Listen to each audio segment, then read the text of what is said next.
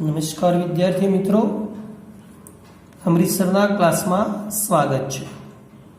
આપણે તત્વોનું વર્ગીકરણ અને ગુણધર્મોમાં આવર્તિતામાં આજે આગળ જોઈશું તત્વોની ઇલેક્ટ્રોન રચના અને આવર્ત કોષ્ટક.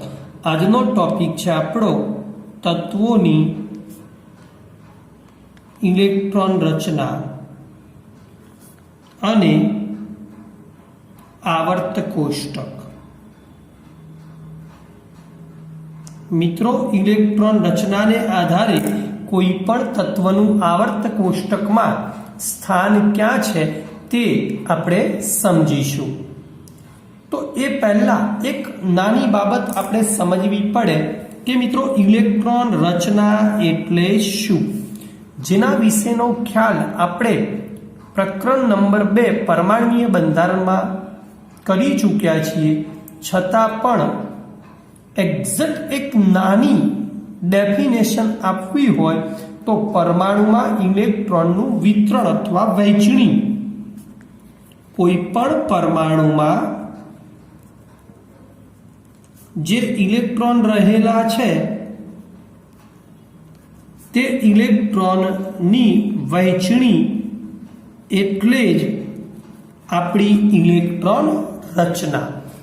એટલે જ ઇલેક્ટ્રોન રચના. મિત્રો, બીજી વાત હવે કે મિત્રો આવર્ત કોષ્ટકમાં કોઈ તત્વનું સ્થાન ક્યાં છે તો એ સમજવું હોય તો કોઈ પણ તત્વનું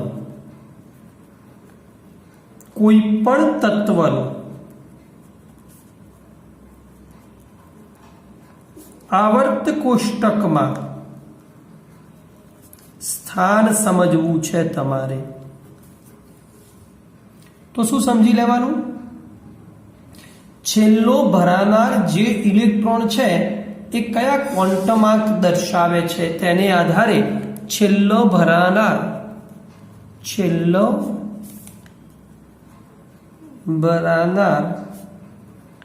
જે ઇલેક્ટ્રોન છે તેનો ક્વોન્ટમ આંક જાણવો પડે.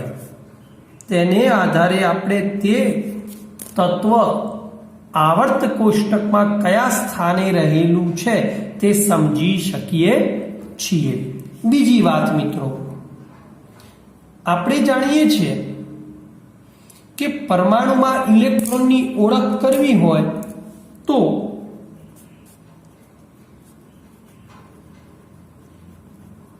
પરમાણુમાં કોઈ પણ ઇલેક્ટ્રોનની ઓળખ કરવી હોય તો 4 ક્વોન્ટમ આંકની મદદથી કરી શકીએ છીએ. 4 ક્વોન્ટમ આંકની જરૂર પડે છે.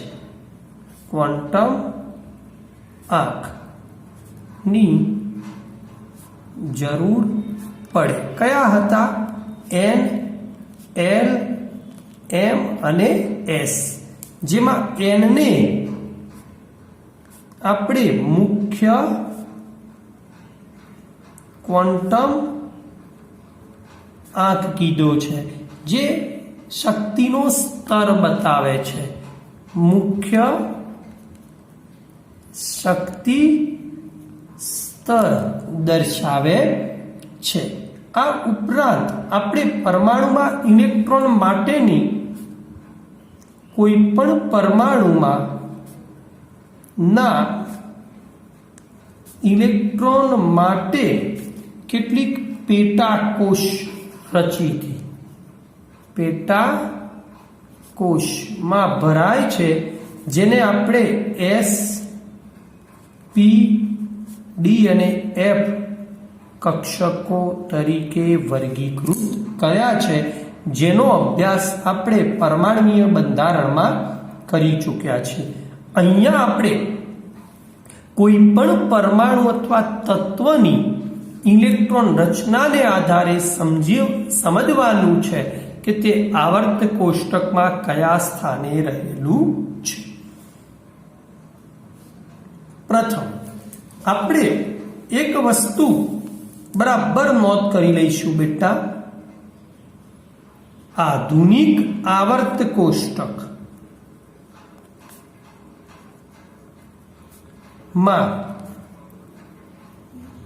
જે આડી હરોળ હતી તેને આવર્ત કીધા હતા. જ્યારે ઊભા સ્તંભ હતા તેને સમૂહ કીધા હતા, જેનો ખ્યાલ આપણે મેળવી ચૂક્યા છીએ. મારે આ આવર્તમાં સમજી લેજો મિત્રો, ઇલેક્ટ્રોન રચના જોવી છે તથા સમૂહમાં ઇલેક્ટ્રોન રચનાની ચર્ચા કરવી છે. તો આજનો પહેલો ટોપિક છે કોઈ પણ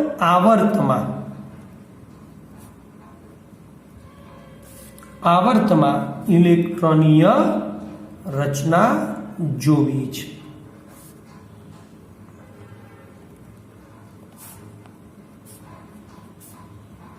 બહુ સરસ અને નાની બાબત છે બેટા, જો ધ્યાન આપશો તો 100% આવડી જશે. પહેલું, આવર્તનો ક્રમ શું બતાવે છે? આપણે એક વસ્તુ જાણીએ છીએ કે આધુનિક આવર્ત કોષ્ટકમાં 7 આવર્તો છે.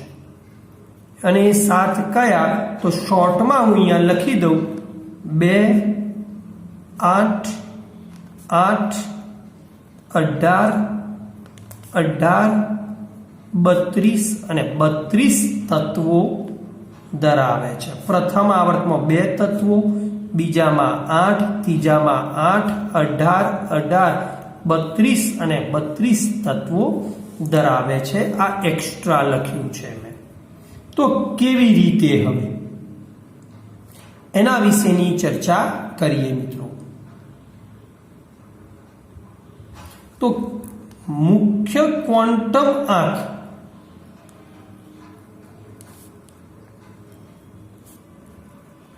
એનનું મૂલ્ય છે ને એ બેટા આવર્તનો ક્રમ બતાવે છે. યાદ રાખજો. હવે n બરાબર 1 તો પ્રથમ આવર્ત, n બરાબર 2 તો બીજો આવર્ત. એમ બીજી વાત હવે સમજો. હવે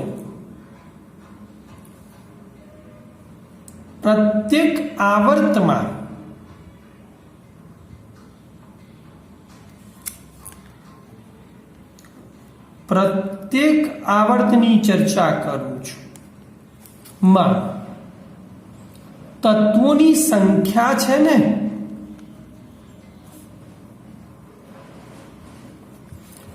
એ ભરાનાર શક્તિ સ્તર, કોઈ પણ શક્તિ સ્તર હોય, એની જે પરમાણ્વીય કક્ષકો હોય, ભરાનારા જે શક્તિ સ્તર છે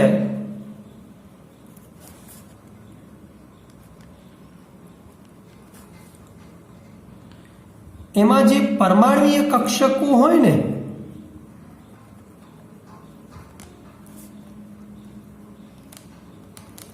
પરમાણ્વીય કક્ષકો એની જે સંખ્યા છે એના કરતા બમણી હોય.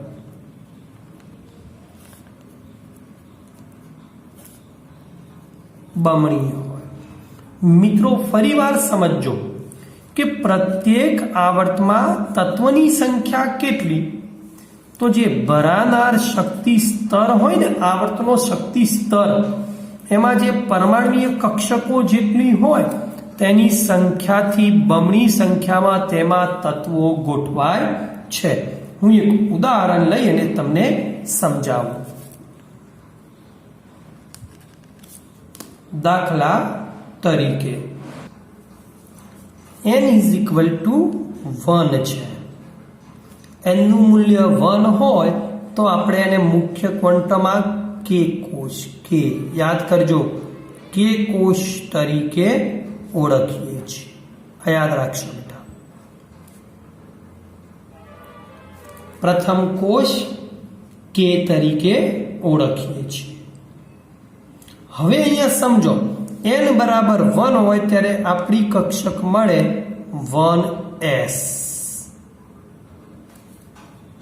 तो कक्षकनी संख्या परमाणुीय कक्षकनी संख्या 1 छे। परमाणुीय कक्षकोनी संख्या 1 छे। तो तत्वोनी संख्या केटली भराशे? तो एक कक्षक में 2 भराय बेटा 1s में आपणे जाणीए छीए बंने एकबीजानी विरुद्ध स्पिन थी भराय माटे तेमां भरायेला तत्वोनी संख्या केटली? तो भरानार तत्वोनी संख्या आवशे तत्वोनी संख्या 2 जे मैं आगळ उपर पण प्रथम रजू करेलू 2 तो 2 भराशे n बराबर 1 के कोश में कया? तो आपणे जाणीए छीए एक hydrogen Z is equal to 1 माटे 1s1 અને બીજો મિત્રો હિલિયમ 1s2 Z બરાબર 2 માટે અહીંયા કે કોષ પૂર્ણ થાય। નંબર 2 બીજાની વાત કરીએ આપણે। પ્રથમ કોષ પૂર્ણ, બીજો કોષની વાત કરીએ। L કોષ કીધો આપણે જેમાં n નું મૂલ્ય 2 હોય, n 2 હોય તો 2s2 અને 2p6 સુધી ભરીશું। 2s ચલો હમણાં પછી આ લખું 2s અને 2p માં ભરાય છે તો n બરાબર સમજી લેજો n બરાબર 2 માં s માં 2 ભરાશે અને p માં 6 ભરાશે। टोटली 8 भराय मैं जे आगळ वर्णवी दीधुं छे 8 इलेक्ट्रॉननी गोठवणी थाय छे। बीजा आवर्तनी बात करिए तो बीजा आवर्तमां n बराबर 2 माटे बीजो आवर्त क्यांथी शरू थाय? तो लिथियम Z बराबर 3 जेनी इलेक्ट्रॉन रचना बनशे 2s1 आगळ हशे 1s2 तो कम्प्लीट छे। त्यारबाद Be बेरिलियम Z बराबर 4 1s2 અને 2s2 कम्प्लीट। हवे 2s में भराई गया त्यारबाद शरू थाय 2p एटले p कक्षकना इलेक्ट्रॉन तो क्यांथी शरू थशे? बोरोन थी शरू थई p कक्षक बोरोन Z बराबर 5 1s2 2s2 थी शरू थई 2p1 आवे। नियोन Ne Z बराबर 10 1s2 2s2 2p6 सुधी मीन्स बोरोन थी शरू थई नियोन सुधी पूर्ण थाय p कक्षक। बीजा आवर्तमां s कक्षक होय तो एमां 1s2 2s1 लिथियम अने बेरिलियम s कक्षकना ज्यारे p कक्षकमां बोरोन थी शरू थई नियोन सुधी आपणो बीजो कोष l कोष पूर्ण थाय छे। आमां टोटली गणीशुं बेटा तो जुओ आना 2 अने आना 6 8 तत्वोनी गोठवणी थाय। बीजा आवर्तमां 8। नंबर 3 त्रीजो आवर्त मित्रों बराबर ध्यान आपीशुं।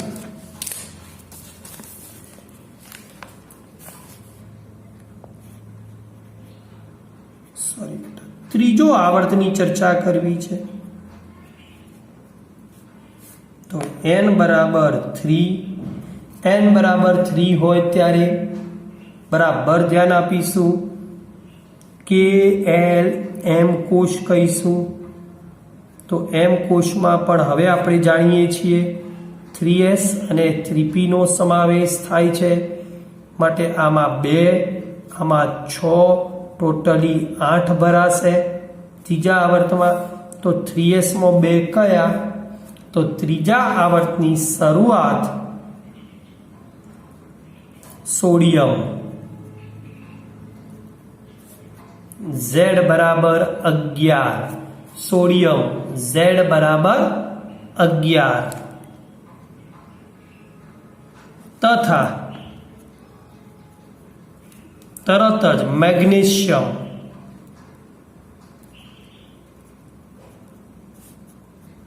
Z बराबर 12 સુધી ગોઠવાય છે।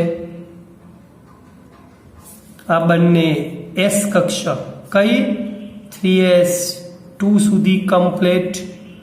ત્યારબાદ 3p કક્ષકમાં 3p માં ગોઠવાશે બેટા। ક્યાંથી શરૂ થશે 3p? તો એલ્યુમિનિયમ થી શરૂ કરી p કક્ષક એલ્યુમિનિયમ Z બરાબર 13 થી શરૂ કરી ને આર્ગોન Z બરાબર 18 સુધી ત્રીજો આવર્ત પૂર્ણ થાય છે।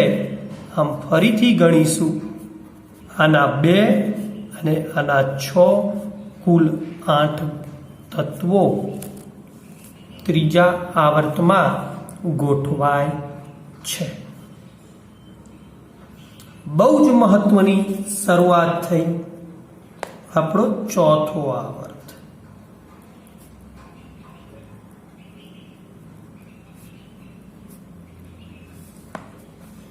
KLMN કોષ। હવે N કોષની શરૂઆત થઈ તો કઈ આવશે બેટા? N બરાબર 4 આવ્યા તો 4s આવશે, 4p આવશે, વચ્ચે 3d આવશે, વચ્ચે બંનેની અહીંયા લખી દઉં બેટા 4s 4p અને વચ્ચે આવશે 3d। તો s ના 2, d ના 10 અને p ના 6 કુલ 18 ઇલેક્ટ્રોનની ગોઠવણી કરવાની છે। મીન્સ ચોથા આવર્તમાં 18 તત્વો રહેલા હોય છે। s વિશે તો જાણીએ છીએ આપણે। ક્યાંથી શરૂઆત થશે? શરૂઆત ચોથા આવર્તની શરૂઆત થશે પોટેશિયમ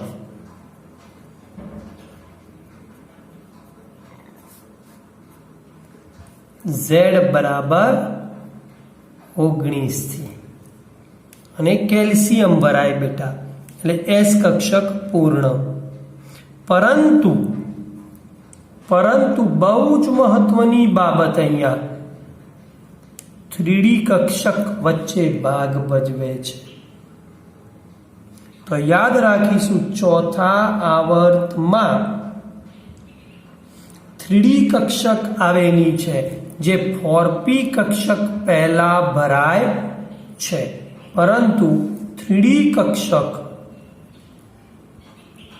એ 4p કક્ષક પહેલા ભરાય છે। આથી ડી કક્ષકના ઇલેક્ટ્રોનને આપણે 3D ને સંક્રાંતિ શ્રેણી કહીએ છીએ। તો પ્રથમ 3D માં 3D ને આપણે શું કહીશું? પ્રથમ સંક્રાંતિ શ્રેણી માં ક્યાંથી શરૂ થઈ? તો Z બરાબર 21 સ્કેન્ડિયમ થી શરૂ થઈ અને Z બરાબર 30 ઝિંક સુધીના કુલ 10 તત્વોનો સમાવેશ થાય છે। સ્કેન્ડિયમ થી ઝિંક સુધીના 10 તત્વોનો સમાવેશ થાય છે। ત્યારબાદ 3D પૂર્ણ થયા બાદ 4p કક્ષકમાં ક્યાંથી શરૂઆત થાય? તો Ga ગેલિયમ અહીંયા 30 પૂરું, Z બરાબર 31 ગેલિયમ થી શરૂઆત થઈ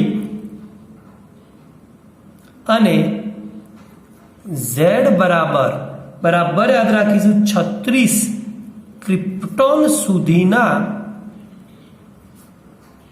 અહીંયા 6 તત્વો ભરાયા, અહીંયા 10 ભરાવ્યા અને ત્યાં 2 ભરાવ્યા ફોરેસ્ટમાં, એટલે ટોટલી 18 ઇલેક્ટ્રોનની ગોઠવણી થાય છે.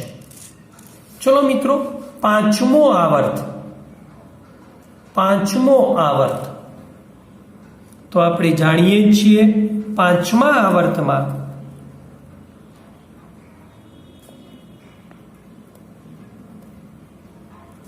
પણ 18 ભરાવાના છે electron.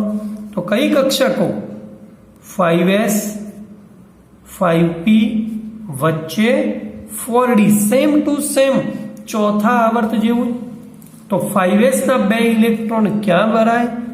Short and sweet, 5s ના 2 ઇલેક્ટ્રોનના કારણે 2 તત્વો આવશે.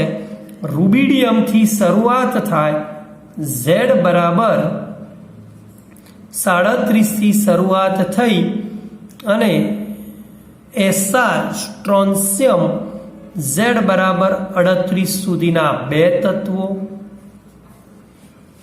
4d ને જેને આપણે ના 10 ઇલેક્ટ્રોન ગોઠવવા છે, જેની શરૂઆત બીજી સંક્રાંતિ શ્રેણી, દ્વિતીય સંક્રાંતિ શ્રેણી કહે છે, જેની શરૂઆત ઇટ્રિયમ બોલાય, અને ઇટ્રિયમ જેનો અભ્યાસ આગળ ઉપર કરવાનો છે બેટા. Z બરાબર 39 થી શરૂ થઈ અને 10મું તત્વ કેડમિયમ સુધી, CD કેડમિયમ, Z બરાબર કેડમિયમ છે એટલે 48 નંબર સુધી 10 તત્વો ભરાય છે. અહીંયા 10 ભરાયા. 5s આવી ગઈ, 4d હવે 6, 5d ના 6 ઇલેક્ટ્રોન, 5d ના 6 ઇલેક્ટ્રોન બેટા ક્યાંથી શરૂ થશે હવે? તો ઇન્ડિયમ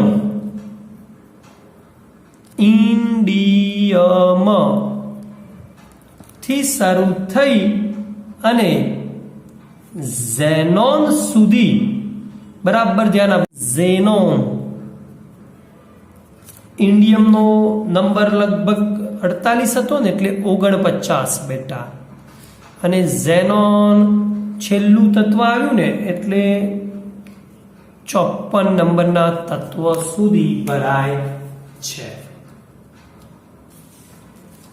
એના પછી છઠ્ઠો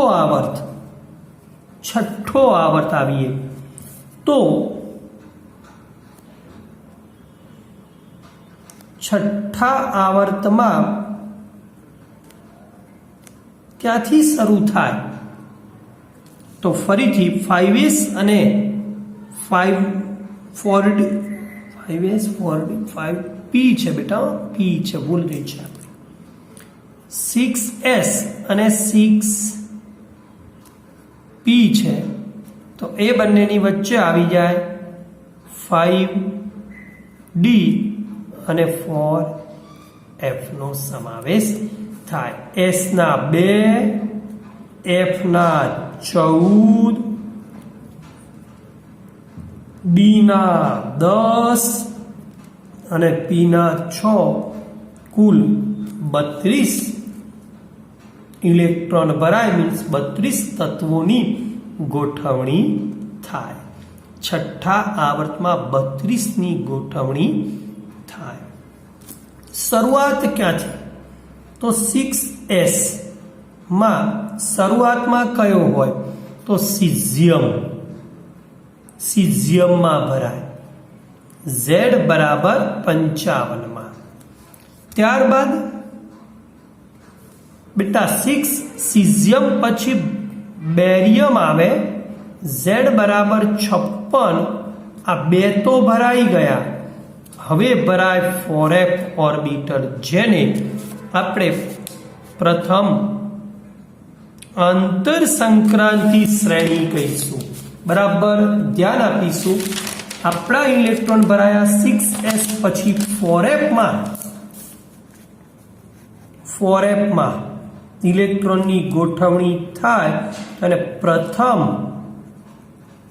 આંતર સંક્રાંતિ શ્રેણી એટલે કે લેન્થેનોઇડ શ્રેણી કહે છે, જેનો પ્રથમ ઇલેક્ટ્રોન આ આધુનિક આવર્ત કોષ્ટકમાં સૌથી નીચેના ભાગે દર્શાવવામાં આવેલ છે, જેમાં શરૂઆત થાય સીરિયમ Z બરાબર 58, સીરિયમથી શરૂ થઈ અને લ્યુટેશિયમ બેટા લ્યુટેશિયમ Z ઇઝ ઇક્વલ ટુ 71 સુધીના કુલ 14 તત્વોનો સમાવેશ થાય છે. ત્યારબાદ ડી ઓર્બિટલ ભરાય, ત્યારબાદ પી ઓર્બિટલ ભરાય. હવે પી ઓર્બિટલમાં સૌથી છેલ્લું છઠ્ઠા આવર્તનું 60માં ભરાતું સૌથી છેલ્લું તત્વ આવે Rn, રેડોન, જેનો Z બરાબર 86 એ પૂર્ણ થાય. હમણાં પ્રાઇમરી ખ્યાલ મેળવવાનો છે. ત્યારબાદ 7મો આવર્ત શરૂ થાય બેટા. 7મો આવર્ત, જેમાં પણ 32 તત્વો ગોઠવાય છે. અહીંયા 6s અને 6p હતા, એની જગ્યાએ 7s અને 7p 7 છે, માટે આગળ આવે 6d અને એની આગળ આવે 5f. જો s ના 2, આના 14, આના 10 અને આના 6 થઈને 32 તત્વોની ગોઠવણી થાય, જેમાં 5f શ્રેણીની સીધી ચર્ચા કરીએ. 5f શ્રેણીને દ્વિતીય આંતર સંક્રાંતિ શ્રેણી કહે છે, જેનો વધુ વિગતે અભ્યાસ આપણે ક્લાસમાં એક વખત કરાવીશું બેટા. આધુનિક આવર્ત કોષ્ટકનો એક વખતે ક્લાસમાં લાઈવ અભ્યાસ કરાવીશું. બીજું, દ્વિતીય આંતર સંક્રાંતિ શ્રેણીમાં બરાબર ધ્યાન આપશો, જેનું નામ છે એક્ટિનોઇડ શ્રેણી. એક્ટિનોઇડ શ્રેણી, જેની શરૂઆત થાય છે થોરિયમ TH. થોરિયમ મિત્રો Z બરાબર 90 થી શરૂ કરી અને લોરેન્સિયમ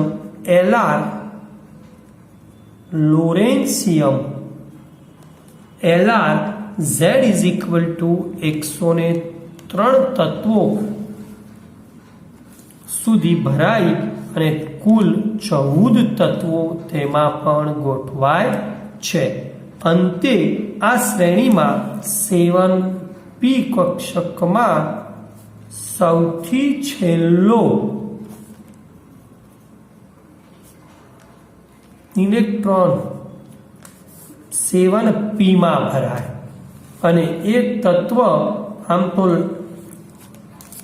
જ્યારે બુક્સ બની ત્યારે અધૂરું લખ્યું હતું, પણ હાલના સમયમાં મેં તમને પહેલા પણ કીધું છે, સંપૂર્ણ આપણી ઇલેક્ટ્રોન રચના કમ્પ્લીટ થઈ ગઈ છે. તો 118 નંબરનું તત્વ પણ શોધાઈ ગયું છે, જેનું નામ છે OZ,